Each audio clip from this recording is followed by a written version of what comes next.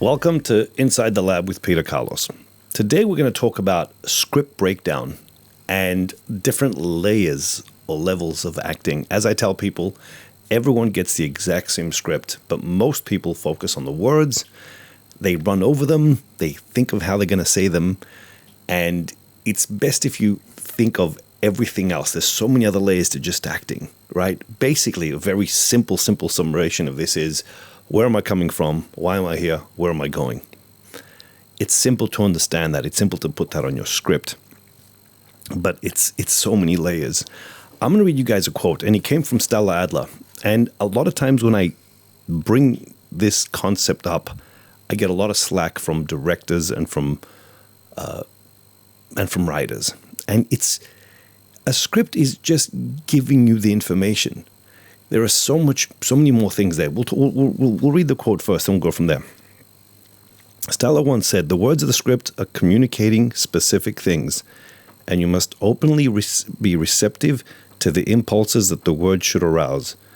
The actions exist in the circumstances, and when you place yourself in the circumstances, you should permit your imagination to take flight in order to arrive at the most interesting actions. The actor should stay away from the words of the script until they feel ownership of the actions." The basic understanding of this is everyone knows where they will be, say, half an hour or an hour from now. They know what they will be doing, but they don't necessarily know what they will be saying. So and the other thing she used to say is the actor or the character doesn't know the script, the actor does. If I went to the corner right now and asked people, where will you be an hour from now? They would know. They'd say, I'll be at work, I'll be having dinner, I'll be at a bar having a drink. So they know what the action is, but they don't have a clue what they'll be saying, which tells the actor, I want you to memorize the script in terms of actions, not words. It's night and day. And right away, people start getting, hey, what about the words? What about this? You'll get to the words. If you don't do all this other stuff, all you've got left is the words. And you see a lot of this in people's acting. You see when they're performing and they finish the word, then it kind of just drops. There's nothing else going on because what they're doing now is, well, I finished my words. I'm now waiting for the other person to talk so I can respond. Instead of, why am I here? I'll give you a couple examples. We'll talk about a couple of scripts. One of them is... oh boy, here we go. What's it called? The Zoo Story. It's a guy, his name is Peter. He's sitting in a park bench. Now, it doesn't tell you why he's sitting there. It just says he's in a park bench. And a guy comes walking past and he says to him, I've been to the zoo. Now, what you need to understand as an actor, and I've seen this scene done thousands of times, literally thousands. I've seen him done in classes at Strasbourg, at Stella, here in Melbourne. The actors don't know that they're going to meet. See, that dictates everything. So if I took one actor off stage, let's assume I took Peter off stage, which is the guy sitting on the chair, then in theory, Jerry could keep walking because Jerry's not there to meet Peter. Jerry has a purpose. He's walking to a destination. So if Peter wasn't there, what would Jerry's reaction look like? Same as Peter. Peter's not there to meet Jerry. Peter is sitting there. He smokes a pipe. That's in the script. And the big question is, most actors, by most we're talking about 98% of the actors, sit there waiting for the other actor to turn up and say the lines. What if Jerry doesn't turn up? What would your character be doing? So then here is, and some of these notes will be based on character, some of them will be based on the script, right? Why could Peter be out there? If the family's doing great, and the wife is great, and the kids are great, and the finances are great, he could just be out there to enjoy some peaceful time on his own, to reflect, To have a pipe, he smokes a pipe. To read a book. So it's just reflecting. But then we always ask, where did you come from? If he came from his house, it's different from if he's coming from work. Because if he's coming from work, he could be having a lunch break.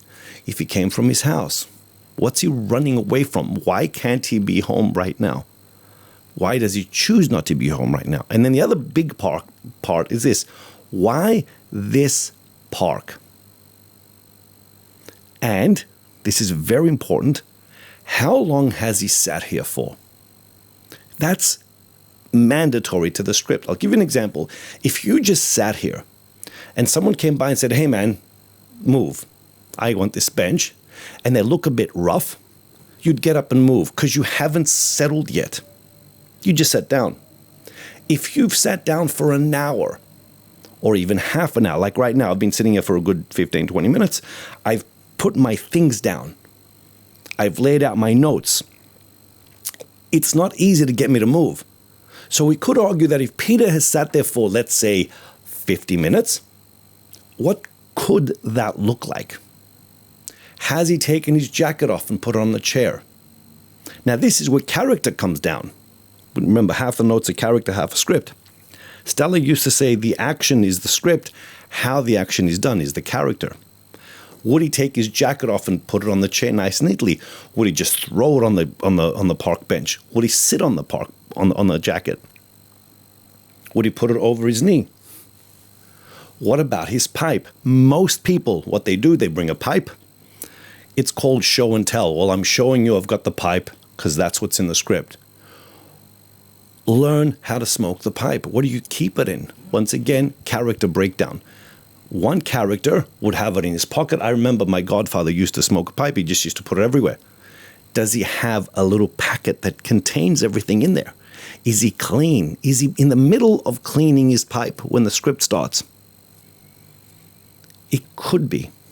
It could be in the middle. He could be in the middle of cleaning his pipe, which means I've finished smoking. I'm now about to start another pipe. I'm in the middle of something. So you don't just start cold. Am I reading a book? Why am I in this particular part of this park?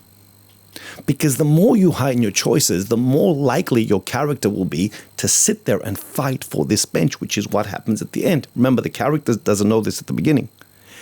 If this is a park bench that I used to sit with, my dad, then I'm more inclined to go, you know what? This means something to me. If I sit here and from this perspective, I can see my house, right? That's different. I want to sit here because I can see my house. I like to be in this office because I can see outside. I can see the streets. Once again now, if I sit here and I can see my house from here, what's going on with his family? For those of you that know the play, if you don't know it, check it out. Eddie or Elby, the zoo story. Let's assume, so you understand how all this dictates everything, what's going on at home is not good. Let's assume either his wife is having an affair or Peter's having an affair. That's very different now. Because now you're here reflecting about your life and what you've built, and I could see my house and I could go, you know what, I worked really hard for that, and either I'm betraying the marriage or she's betraying the marriage. That's different. You sit differently. You smoke the pipe differently. What could be in your pockets? What could be in your pockets? Most people, I'll give you an example. There's a part where Jerry asks Peter, do you have any kids? And 98% of actors say the lines, yes, I've got 2 daughters, and they move on, right?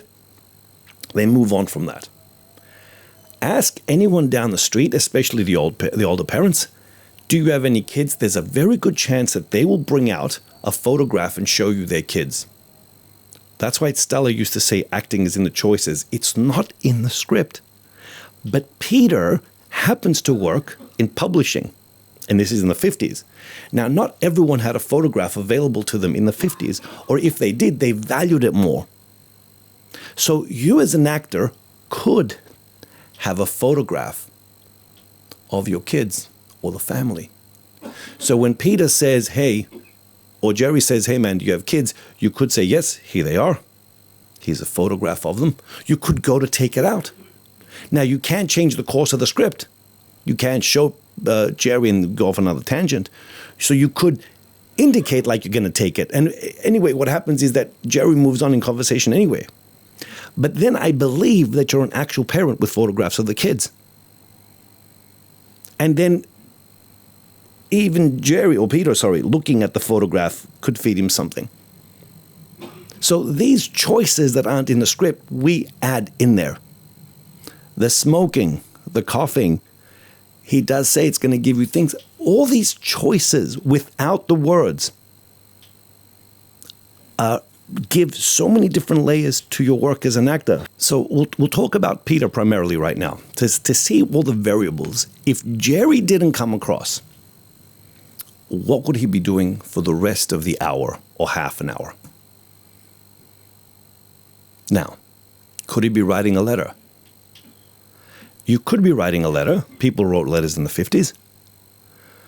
And it's something that's also private, because if you're sitting there writing a letter and you're private and someone comes past, all of a sudden you would probably fold the letter and put it in your pocket or something. That's one choice. Remember, golden rule, Stella used to say, acting is in the choices. If I didn't bring the other actor on stage, what would your actor be doing, or your character? How it's done is based on the character. Could he be eating? He could be. Now, how often does he come here? Is he aware of the weather? Does he wear a hat? Does he wear gloves? All these things aren't in the script. And once again, I want to see how long he sat here. When you sit somewhere for an hour, your spine sits differently. You have to stretch. So you could be in the middle of something. You could be in the middle of a stretch. You could be. Otherwise, you're sitting there waiting for the other person to talk, which means I'm waiting on lines, as opposed to what's the activity of the actor. These are massive, massive choices that you could bring in. Once again, what's going on at home, positive or negative? Is it a work thing? Could he have worked at some company for many, many years and finally they're about to get rid of him and he goes, what have I done with my life? Could he reflect upon this particular park? Because maybe when he was a kid, he used to play here and now he's reflecting to go, wow, where's the 30 or 40 years of my life gone? And the problem is this, you don't have to be literal. Meaning, if I said to you, yeah, the park takes place in Central Park, what is the Central Park equivalent to you? Because most actors haven't been to Central Park, so they act. You ask them, where are you? And they go, well, I'm doing my school notes here. It says I'm in Central Park, and they say I'm in Central Park. What does Central Park mean for you? If you've never been, you don't have a clue. What park are you in? It has to make sense parallel-wise. It's got to make sense to be Central Park.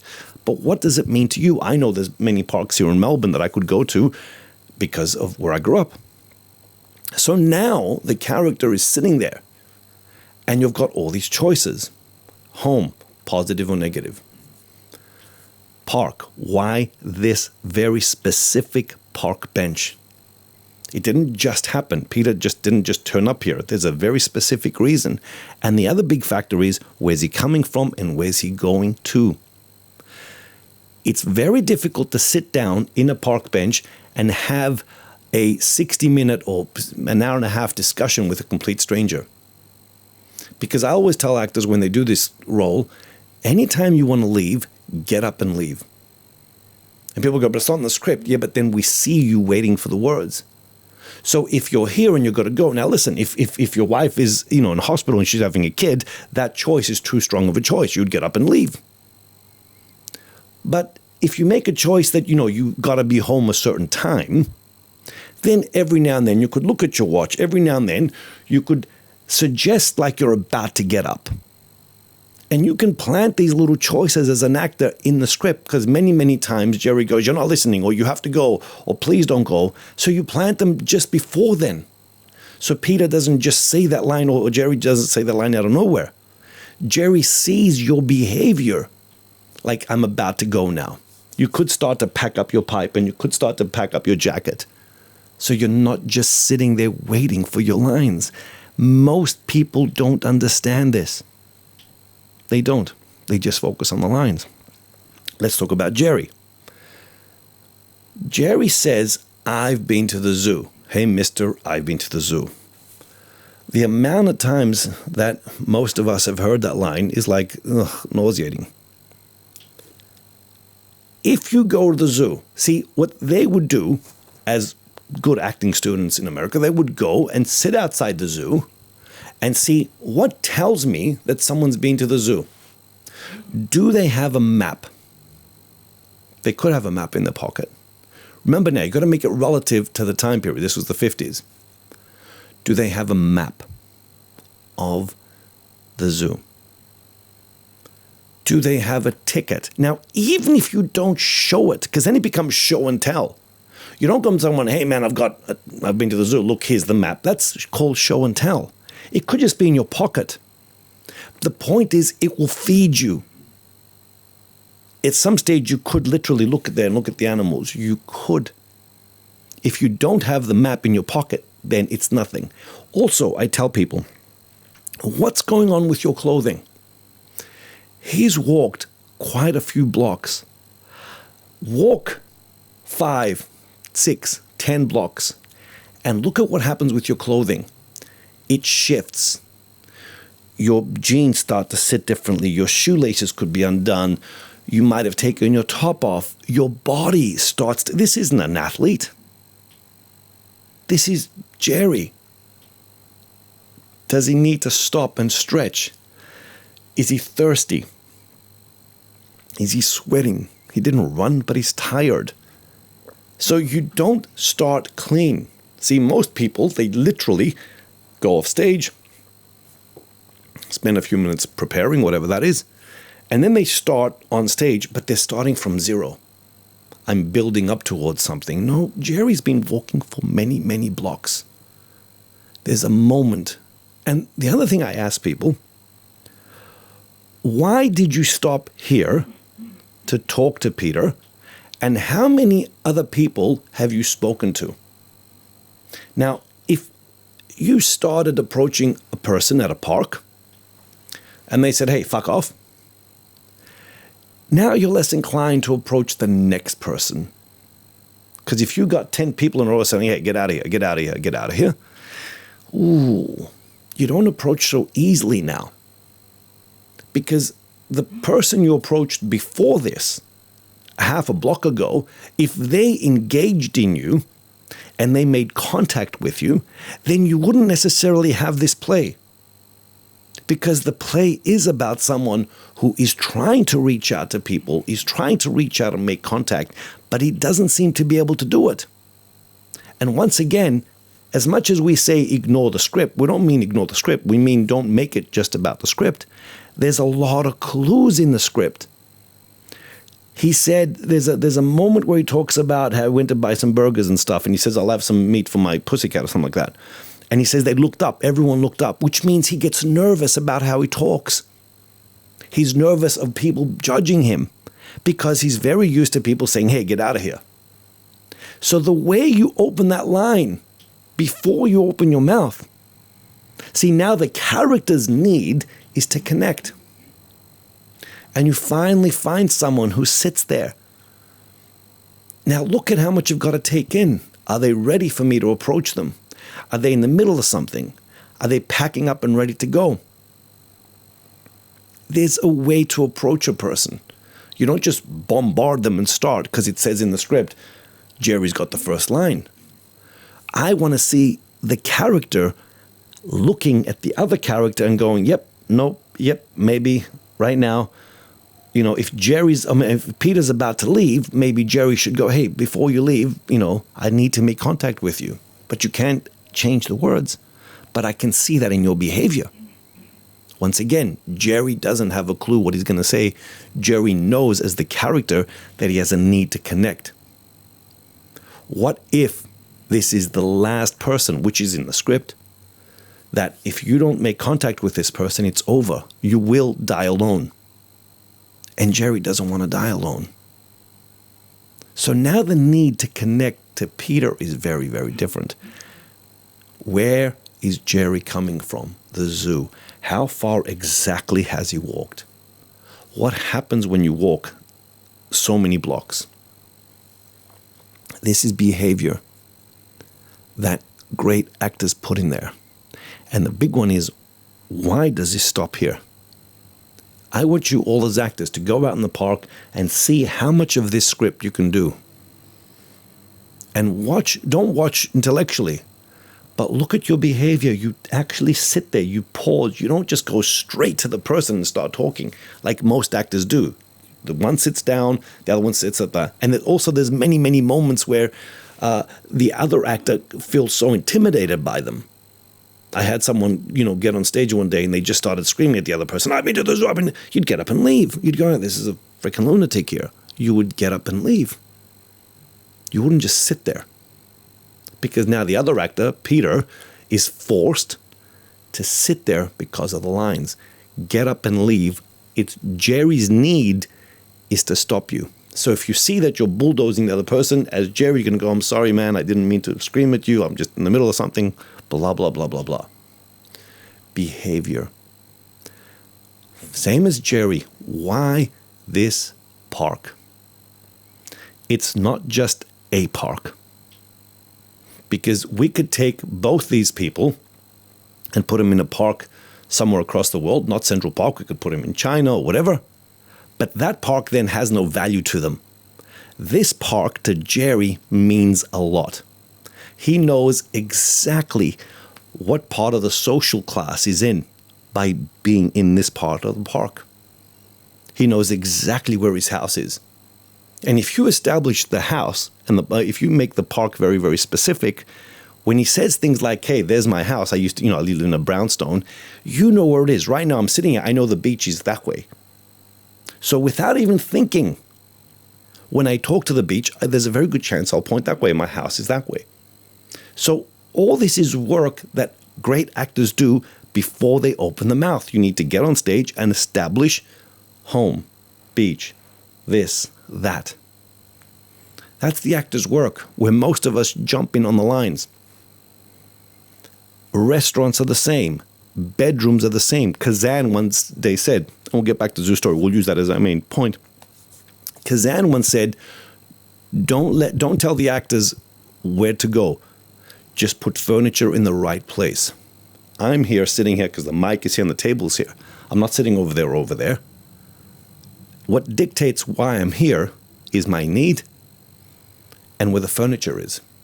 The point is, if you put the furniture in the right place, then your job as an actor is to what I call ferment it.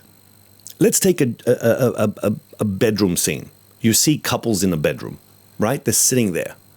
Or the scene is, two couples in the bedroom and they're talking. What's on your character's bedside table? Nowhere in the script will it say what's on your bedside table. If there's a clock there, it reminds you of work. You got an alarm, you got to get up. If there's a photograph of you and the kids, or you and the wife or husband or whatever it is right next to you, it will remind you of something. This is why I get up to go to work. If there's a bottle of pills there, that's different. Great actors would put a bottle of pill based on the script. Let's assume, I'm just making this shit up as I go. Let's assume that the scene is a couple and they're in their bedroom and they're talking about something, but we know that the character will die of a heart attack 3/4 into the script. Now, what could be next to his bed? Could it be a late night snack that he had at 2 o'clock in the morning? That's his habit. He eats late at night, eats shit. That would give you a heart attack. Could he have a bunch of pills, but he doesn't always take them properly? I know people that have pills that don't take them. Sometimes he takes them. So that gives you behavior now. This is the ritual of going to bed, or the ritual of waking up. So now I'm not focused on the words as much as I am on the ritual. I got to get up today and go to work. It's Monday. Stella used to say, I want to know if it's Monday morning or Friday evening. Monday morning is very different from Friday morning or Friday evening. So how does your character behave when they're in this place? Are they winding up to go to bed? You change. You sit on your bed and the whole weight of the world and the week's work comes to you. You look at the photograph, you look for your pills while you're saying the lines. Don't do any of this activity in lieu of the lines. They go hand to hand. And the subtle behaviors, because you don't want to show everyone that you're taking a pill. That's what we call show and tell. You just take it without even mentioning anything. Does your character wear glasses or not? None of this will be in the script. Back to the zoo story. What's Jerry doing? And you don't want to time it so stupidly that you're doing the exact same thing every single time when Jerry comes in. And I mean, when Peter's sitting there and Jerry comes and says the first line, I've been to the zoo. One day you could be getting your pipe ready. The next day you could be writing a letter. The next moment you could be doing something else. So that the director decides, hey, I like that one. Let's keep going with that one. But as an actor, I don't know exactly what word I'll be writing if I'm writing a letter. You find it in the moment. The action is still to write a letter to someone. That's not mimicking. That's finding the lines every single take, every single moment. I'm finding the lines. Now, it's important, as I said, we'll stick with the bedroom scene and we'll go back and forth from the zoo story one. Now your job as an actor also is to make all this stuff personal and private. It's not just a bed. It's my bed. Who made this bed? Who made it? Who cleaned it? Who paid for it? How long have you slept here? Pillow. Everything matters. Most actors treat it like a prop. They sit down, they lie down, it's a bed. Because most actors are worried about what they're going to say and they're worried about the other actor. There's no activity going on. Zero. We'll talk about Closer as another example. I know I'm jumping around from Zoo Story to just a made-up scene, but he's Closer. He's a great one. We'll talk about Larry and Anna. That's the scene where he comes home and he says to her, the Sultan has returned bearing gifts. I'll read the beginning of the dialogue really quickly. Larry says the Sultan's returned bearing gifts. Anna appears and Dan said move towards Alice. Alice says don't come near me.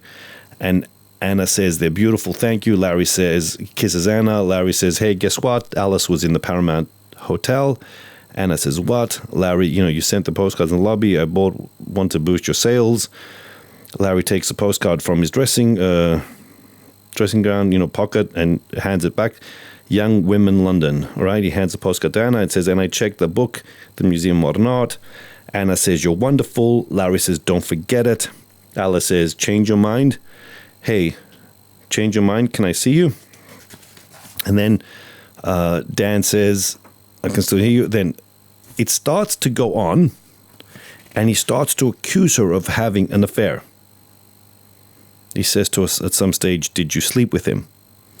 Right? And he talks about sleeping with a hooker in New York. The script is right here. Okay, where is it? I'll find it really quickly. I think you might be about to leave me. I don't want to be wearing a dressing gown. I slept with someone in New York, a whore. I'm sorry. Please don't leave me. Anna says, why? Larry, for sex. I wanted sex. Anna, was it good? Larry, yes.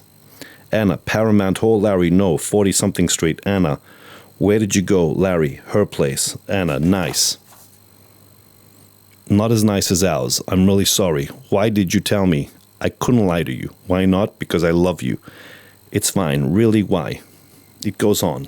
It's a great scene. A lot of actors have done it. Take the words away. How far has he gone? How long has he gone away for? If you're going away for a day, it's different. If you're going away for 2 weeks, it's different. At some stage, he must have known, this is the work you have to do as an actor. At some stage, he knew that she was having an affair. That's why he went to the whore. I'm going to get back at her. I'll go sleep with the whore. So we can argue, why not just come in here saying, hey, Anna, you've had an affair, screw you. And then we'll go, let's take the choice to the extreme. Why even turn up home? Why not just call her from New York and say, hey, I know you're cheating with someone screw you. Then she'd leave right away. So in theory, we wouldn't get to that scene. So your choices have to be calculated to still make the scene happen. He comes home. He still loves her. It might be his last-ditch effort to reach out to her. Whose house is it? I'll give you an example. If they bought the house together and they bought the table together and the chairs together, it's their house. They were separate. They met each other. They moved in the house together. Different. Now, everything in this room has a memory. He says to her, did you sleep with him on this couch? And she goes, yes, on the couch. If we bought the couch together, that hurts more. The knife twists more. If it's your couch, I don't give a shit. You can fuck him on your couch. Don't fuck him in our bedroom. Different. If it's my couch that I bought and you slept on the couch, it hurts more. None of this is in the script. You put it there. So then why can't he just tell her? Did he buy her a gift? Yes, he did. He bought her the card. What else could he buy her? Most actors that do this just get a postcard. I'm not saying it's boring. I'm saying, so what? Don't just give me what's on the script. If this is your wife that you love so much, do you buy her a rose every time you fly out there? No, it's not a big deal. She's used to seeing a rose. But if you bring a rose out of nowhere this time around, this is different. She's going to look at it and go, oh my God, he bought me a flower or bought me a perfume or bought me something that reminds me of him and her together in New York. And you're going to go, oh, it makes her choice more difficult now because how can she just leave? What a sweet guy. If he was an asshole, he'd be different. He'd walk in, beat the shit out of her. That's not the character. What if he's so loving that you make it so hard for her to leave? And that's in the script. There's a line somewhere. I'll find it. Where he says, I'm too nice. He says, don't tell me I'm nice. Because what if he turned up and bought her a gift and bought something for the house? Without any words, she could be made to feel, and when I think emotions here, she could feel so guilty because she could go, shit, this is a man that loves me to death and I'm cheating on him. When did she last have sex with this other guy? When? Let's look at her options. Why doesn't she just leave? Why is she waiting there? Why? Her bag's about to go. Did she get caught in the moment? So meaning she's about to leave, but he turned up. Then you hide your bag quickly. Because if you're having an affair on someone and you want to leave them, then why fucking wait? Why wait? Leave.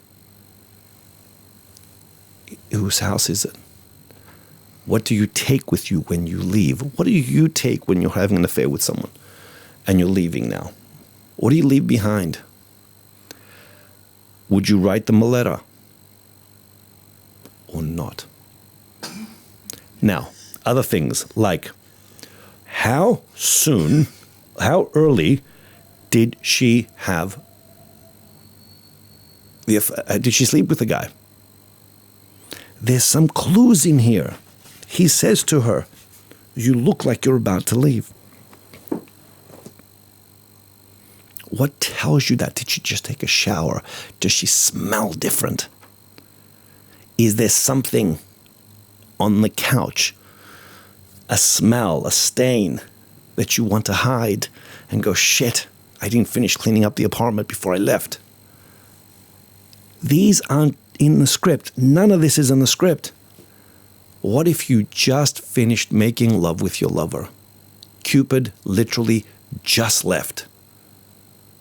That's a lot of work. Right? It's not just physical now. Why? The big one is, why are you having an affair? Let's talk about this. It's what we call the push-pull factor. If Larry is an asshole, right? And he is just the kind of guy that you don't want to be around, then go. Meaning leave before he even gets here. But he's not an asshole. If he's a nice guy and she wants to almost tell him. That's different. All that behavior could feed a scene, meaning all these choices could feed a scene so differently. And the colors come out differently without thinking about the words, without thinking. What if you made a choice as an actress? I need to stay here so I can tell him face to face, listen, I love you, you're a great guy. I'm just having an affair with this other guy because he's just hot. And, we've got a crush on him. But I need to tell you face to face. That could be her choice. But you don't know when you're going to tell him. As we do in life. You come in, you say, I'll tell him later. But he starts talking, hey, honey, how are you? I got your book. Da, da, da, da, da, da, da, da, da, da, da. So you almost go, fuck, I'll tell him tomorrow. Because I could have told him yesterday. I could have told him, why tell him today? So now you're going to go, you know what? I won't tell him. I'll change my mind. I'll just leave and write him a note. Based on how it comes in. If he comes in yelling and screaming, you pack up your bag, you go. What does this scene look like without the words? When two lovers or two people know that there's something going on, they don't talk. And what's the ritual? He just came home from a trip. Does he have his airplane ticket with him? Most times you go to someone's house, they just came from the airport, you see a ticket somewhere. Give me a ticket. Does he have one of those stupid pillow things? Based on the character, some people would. Maybe that's exactly why she fucks the other guy, because the other guy would fuck you anywhere, and he doesn't give a shit about the comfort of a fucking pillow. But your character does. And it's a good choice for this character. He's one of these proper people that puts a thing on. Lovely guy, great guy, boring as shit. That could be the choice. Meaning he does everything meticulously, but he's a great carer. He's a great provider. He takes care of her. He bought her the book. I mean, how loving to buy her a book and buy her a card and to show, to boost her sales up. Why tell her about the prostitute in New York? That's massive. Meaning, it's not about the words. Could you tell her? Because for the longest time, your relationship has been so cold, meaning you've approached her, she won't sleep with you, you've approached her, she's not intimate, you've approached her, she's not intimate. You're so lonely that you had no choice but to go to a hooker in New York. No choice. You're that lonely. I mean, that's loneliness. He's not doing it out of bravado. Larry's not, sleeping with her out of bravado and, I'm going to go fuck someone to conquer. He's lonely. So now he could, in a sense, walk in already a broken man because she forced him, and we could take that perspective, she forced him to go to the hooker. She forced him out of her isolation and coldness to have no choice but to go to someone just to be touched, just to be held. It's necessity. It's not sexuality. It's a need to connect to a human being. So he comes home to say, listen, I'm so lonely in this relationship that I went there. I mean, that's a broken man right there. Make it harder for her to leave you. A lot of, I call them modern acting teachers, like today's world. They say, oh, it's about you winning. It's about you losing. Yeah, that's great. But you don't think like that. As a character, you don't go, I'm going to go in the kitchen and win. You go in the kitchen and go, I'm so fucking lonely. I just want to express that. So you could make a choice as a character to say, I'm coming home to tell this woman I'm so lonely in this relationship that either we start working and make it work or we leave. And I'm flying back to make this face to face. But I'm so lonely. You could come out of that loneliness. All right? What does it look like to come to your house and to realize that, I think he works as a dermatologist from memory, to come home and realize that here you are, you bought the table, you bought the chair, you bought the couch. I've worked so hard to make a home for us. And all she's doing is screwing someone on him. I mean, imagine that as an acting choice where you come here and you're going to say, I'm going to tell you how lonely I am, and then you're going to jump out the freaking window. That's an amazing scene there. No words needed. And to feed all that through the words, my God. Your job is now to make the couch matter, to make the house matter, to make the keys matter. How did you get from the airport? Stella Adler would ask you things like this. How did you get from the airport to the house? Did you have someone pick you up? Why didn't she pick you up? She's busy screwing, that's why. Or that's how you make a choice now. Is there a meal ready? Old school. You come home from the airport, there's a meal ready. Depends on what time you flew in.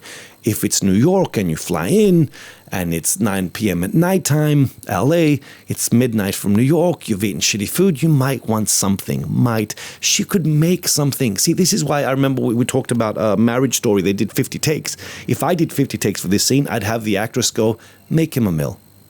Late at night, a small something. Because you know he's tired and you know the ritual of coming. Remember, we're not after the words, we're after the activity of coming home. He comes home, he's tired, he's got his ticket, he's got his suitcase, he's got his, gift. He doesn't know what he's going to say. Because we could argue if he turned up and she's made a great meal and she looks amazing and she's ready to sleep, the scene will go a different way.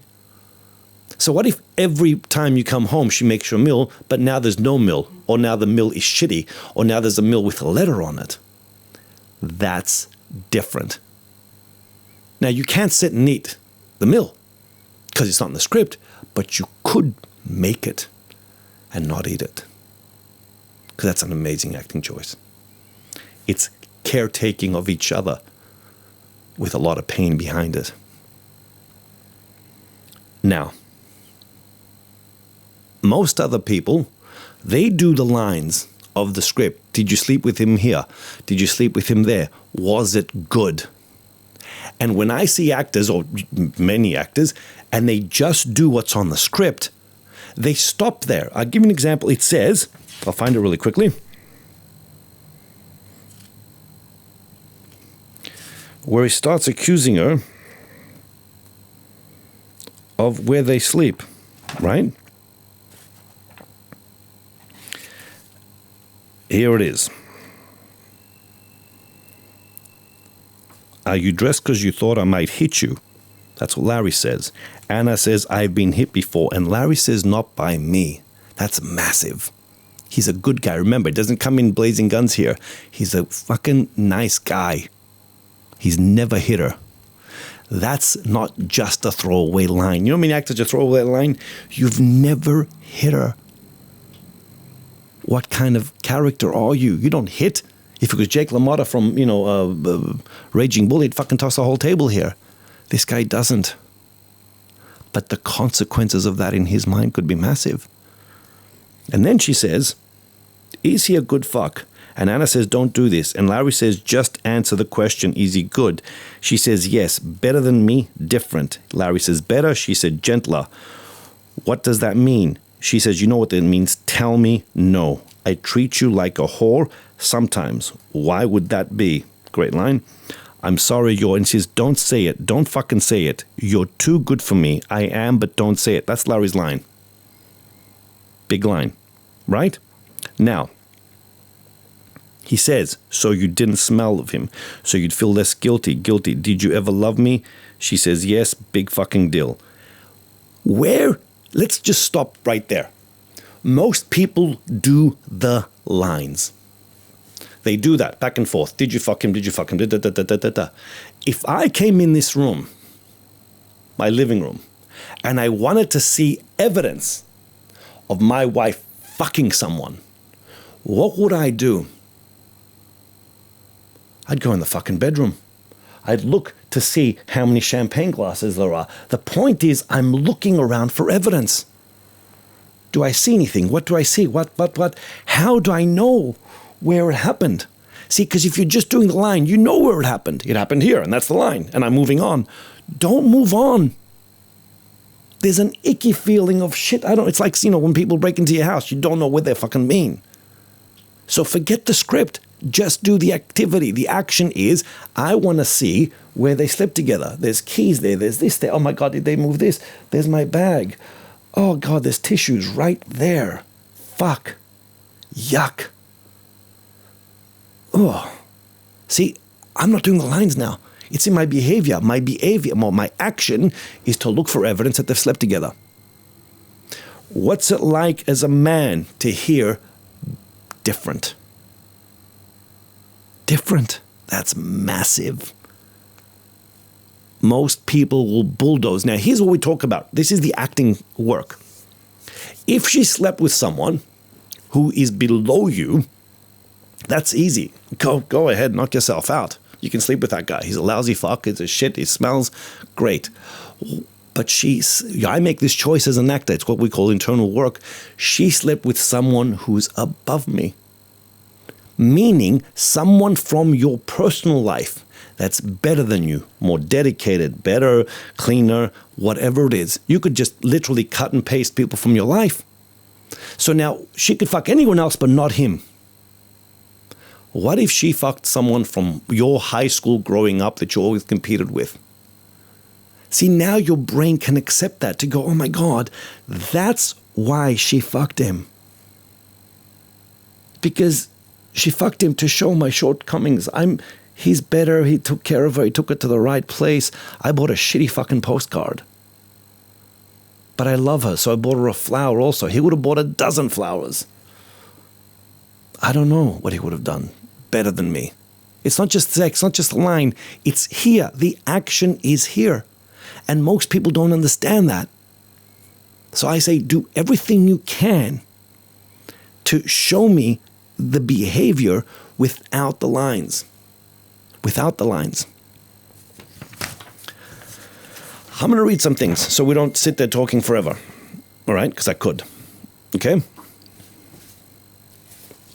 Things to explore. Place. Whose is it? What connection is it you have with this place? You need to establish all these things. And also, why does it happen here? If you're in a library or in a restaurant or in a house, it's different. The writer put the scene in a place for a reason. Use place. It's never a generic place. It's not a restaurant. If you're having a difficult time with your wife, and in your mind as an actor, this is our favorite restaurant, this is where we've been coming for our anniversary dinner. Now it's not a neutral place. Don't just have neutral shit. This is our place. We used to come here all the time. Or, this is a place I've always promised to take her, but I never did. Her lover did, and here we are. The scene will come out differently. It's not just place. You see actors putting on their script, place, restaurant, but they don't actually connect to it. It's just a fucking idea. You need to establish this place. Make it what Stella used to say, personal, right? There's things like you hear people talking about immediate needs of the character. Yes, this guy just flew in from New York, so the immediate need is to unload, to unwind. It's late at night. He could be getting ready for bed. It makes sense that he takes a shower, because you just came over. Makes sense. And notice he comes out of the shower dressed. Because if you're there, you're going to make love, you come out with a robe on. Different. So your immediate needs are to deal with the activity of turning up to this place. You go to a restaurant. What's my immediate need? Find a table, settle down, put my jacket on, look for the menu, look for the waitress. Those are my immediate needs: to eat, to order. Not to say the lines. Behavior. Right? Same as when you're leaving a restaurant. You get up, you look for the waiter to pay the bill, you finish, you get your jacket, you button up your, belt again. Those are the immediate needs to get ready to go, right? I'm just going to read things out. There's no order here. I'm just reading them out, right? There are things that we talk about like long-term needs. The example I give, because everyone has seen Star Wars, is if I'm doing Luke Skywalker and I'm about to get in my spaceship, okay, and I get a cup of coffee before I get in my spaceship, there's Luke buying coffee. Great. Even the coffee vendor would make me a nice cup of coffee because he knows I'm going to get in that spaceship and go destroy, the Death Star. So it's not just a casual throwaway scene anymore, is it? I need this cup of coffee before I get into that spaceship. Do you know what I'm saying? It's not a casual throwaway scene now. The bigger picture is we're here to destroy the Death Star. So everything is fed by that. Now, you don't have that in every single scene, meaning you don't bring that up front. There's other immediate needs. Get into the spaceship. Put your helmet on. So those are the immediate needs covered by the big need, where they call it the plot film, the plot of the film, which is to destroy the Death Star, right? So there's immediate needs and long-term needs. You have to find those moments in scenes and kind of sprinkle them through. I tell people it's like, seasoning. Sprinkle it through here and there, all right? The ritual of turning up to a place, that gives you behavior right away. Always learn that. What's the ritual of turning up to this place? And do that not in lieu of the words, with the words. Now, you can't do it so it doesn't make any sense, meaning you're disrupting the scene. Do you know what I'm saying? This is where it takes a level of intelligence. You still do the action. You still come home and take your jacket off and put your keys on the counter and put your airline ticket on it, no matter what. Even if you find someone on the ground, you probably drop everything on the ground, but you still do it. You don't bypass it. How you do it, once again, please remember, is character work. One character could be nice and organized, take his jacket off, hang it up on a hook. The other character could throw it on the couch. That's your job. That's your choice as an actor. Please understand that. It's not the director's job or anyone else's. That's your voice. My artistic voice is to make him neat because it would make sense, because I want to give her as little reason to leave me in Closer Now. Otherwise, if I was a smelly pig and shit, she'd leave me. So make it not difficult because you're not thinking like that. Make a choice that makes sense for the character. He's a nice guy. He's a lovely, he supplies and all that stuff, right? So how you do the action is your job also. And what you do when you get there, it's the ritual, right? Habits.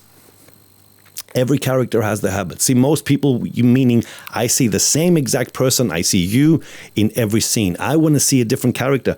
What habits do you have? I've got a pen in my hand now. Where's the lid? I don't think I've got a pen with a lid on it. Does your character put the lid on? Does your character line up everything first so they know what they're going to talk about? What's your character's habit? And the way you do this habit is the way you do everything else. Got me? Do you bring her the postcard that you got from New York shriveled up, or do you find it in an envelope, all that kind of stuff? Right? Please understand that the way you do one thing, you do everything else. Always learn that. Other things we talk about. I'm just going to throw all these big lists so we finish. Eating habits, addictions. What kind of addiction does your character have? Only fits in the script. Don't just put it there just to be a smartass. Don't just put it there because it's an intellectual or interesting idea. Does it make sense for the script to have that? If you're playing an addict or if you're playing someone who's hungry, most actors say the words or behave like that when they say it. I'm an addict. I'm hungry. You were hungry before you said it. So start showing that behavior of, geez, I'm fucking hungry now. But I'm not going to say the line for another half page. But I'm hungry. I feel it in the body. These are little things that great actors apply to their work, so they're not just talking. It's a lot of work. Religion. Are they religion or not? Now, most of us don't give a shit about religion today. But depending on the time of the script, religion mattered 100 years ago. And depends on where you are. So don't just dismiss these things. Are they religious or not? Does it make sense to have them? Do you see, I remember my grandmother, every time she sat down to have a dinner, she would do this. If that's your character, knock yourself out. But you better know why. You got to justify it, right? Sexuality. Big one. Are they getting laid or not? You know what I'm saying? It's a simple question. But it feeds the character. You could make a choice like everything's going great. You could make a choice like, no, they're so desperate they just need to be touched like he did with Hooker. Just a great choice, right? Class in society. If he's moving up in the world because of her, or if he's moving down, it would be different. You can make that choice like I'm in a different class than her. It feeds the scene differently. And most of us don't think like that. Well, that's not important. Don't dismiss, like Chekhov used to say, don't dismiss anything till you make it practical, meaning try it, see if it feeds you. Got me? Right? Love. Do they want love in their life? Are they lonely? Jerry's very lonely in Zoo's story. He needs to connect to people, right? Physical habits. What's wrong with their body?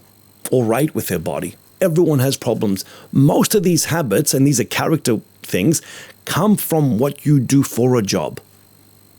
What does your character do for a living? Find their habits. If they read all day, their eyes are burning. Okay, they're in the computer all day. He could come home and just rest his eyes. That's not in the script. Find out what your character does for a job, and I want to see the physical traits in their behavior. Okay? Where are we? Hairstyles, clothing, secrets. What secrets do they have? What secrets do they have? Imagine not telling her about the hooker in New York. So you're about to reveal it, but you don't. Or you liked it, but you don't want to admit that. That's different. I still got to say the lines of the script, but I actually enjoyed it. I went back twice. Watch how a good secret as a choice feeds you, right? Also, here's a big one. Dreams. What did the character want to do with their life? He became a dermatologist. So what if that was what he wanted to do in his life? But what if that wasn't? What if his dad said, don't go become a dermatologist, and he wanted to become a poet or an artist? And maybe that's why he's fascinated by her, because she's an artist and he's not. Now you're coming to the argument with your arms. I mean, you hate your whole life now. You hate the fact that you're a dermatologist. You hate the fact that you can afford this stupid generic couch, but you're not artistic, so it's just a fucking generic couch. And that's why she's fucking the artist. Even that, where your character is in their own journey as pursuing a dream or not, could feed an amazing character. And you don't show and tell these things. They're done internally. Because here you go, I spent 30 years in college to become a dermatologist, and here I am, and I still can't get the girl. Massive acting choices, right? What's going on politically and socially? Is there a war on? That's the extreme. If there's a war on, you sit differently by the window. You don't stick your face up here. What's going on socially, politically? Right now we've got the coronavirus going on. People behave differently when they come home. They do their hands. It's in the script. Find out what's going on. Because all this stuff will give you behavior. I can go on, and I won't. All right? There are so many things. Here's the golden rule, and I'll try and summarize it.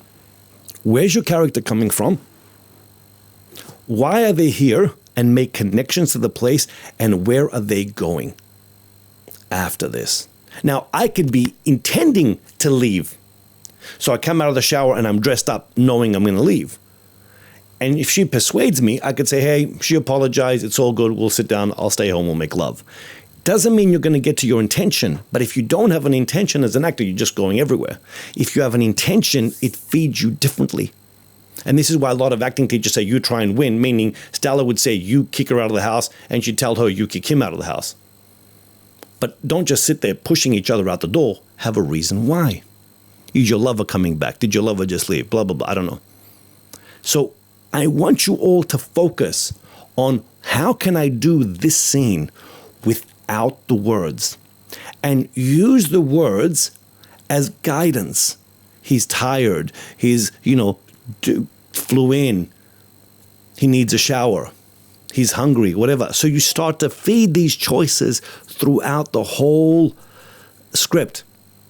Don't intellectualize it, because then it's a note on your script.